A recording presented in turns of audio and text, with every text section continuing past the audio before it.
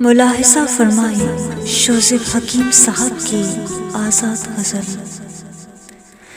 وہ بولی جاگتے ہو کیوں یوں دیر راتوں تک؟ میں بولا آنکھ بن حلقوں کے اچھی ہی نہیں لگتی۔ میں بولا تم کہو تو نیند ممکن ہے چلی آئے۔ وہ بولی تم نہیں سنتے میری تو کیا سنے گی نیند؟ وہ بولی عشق رسموں اور رواجوں سے ہے کیوں خائف؟ میں بولا عشق جھٹلاتا ہے سب ہی عقل کی باتیں۔ وہ بولی اب جنوں سے اس قدر بھی کیوں لگاوٹ ہو؟ میں بولا اس طرح جان چھوٹ جاتی ہے سوالوں سے۔ وہ بولی تم سوالوں سے ذرا زیادہ ہی ڈرتے ہو۔ میں بولا ایسے اعمالوں پہ کوئی کیا بھلا بولے۔ وہ بولی میرے گھر سے تو گھٹن ہے کہ نہیں جاتی۔ میں بولا گھر کے ہوتے بھی گلے اچھے نہیں ہوتے۔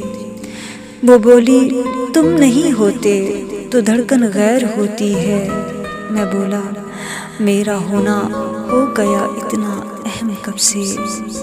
وہ بولی بے سکونی میں فقط ایک نام جپتے ہو۔ میں بولا راحتیں ایک نام کا صدقہ ہی تو ہے بس۔ وہ بولی تم جوانی میں بزرگوں سے ہی لگتے ہو۔ میں بولا ہجر ایسی ہی تھکن اور چوٹ دیتا ہے۔ وہ بولی ایک ذرا بھی فکر تم اپنی نہیں کرتے۔ میں بولا میرا ہونا اور نہ ہونا برابر ہیں۔ وہ بولی کچھ مہینے ہجر کی شدت میں گزرے ہیں۔ میں بولا اس عطا پر فخر جتنا بھی کرو کم ہے۔ وہ بولی وصل پر تو فخر بنتا ہے مگر یہ ہجر؟ میں بولا جو سفر میں ہوں وہ یہ باتیں نہیں کرتے۔ وہ بولی ہیر رانجھے کو ملی ہوتی تو اچھا تھا۔ میں بولا وصل ہو جائے تو کس سے پھر نہیں بنتے۔ وہ بولی ہجر کو بھی مان لینا کیا ضروری تھا؟ میں بولا مان لینے کے سوا کچھ تھا نہیں بس میں۔ وہ بولی رائے گانی اور اداسی میں ہے کیا رشتہ؟ میں بولا یہ اداسی رائے گانی سے ملاتی ہے۔ وہ بولی آنکھ میں برسات کا موسم پلٹ آیا۔ میں بولا واہ کوزے میں سمندر پلٹ آیا۔ وہ بولی بین کرتی ہوں تو آوازیں نہیں ملتی۔ میں بولا سکھ کے باغوں میں میری کلیاں نہیں کھلتی۔ وہ بولی تم مجھے پہلے سے بالکل بھی نہیں لگتے۔ میں بولا وقت کی گاڑی کبھی ایک سی نہیں چلتی۔ وہ بولی واسطہ رکھا کسی صورت پلٹ آؤ۔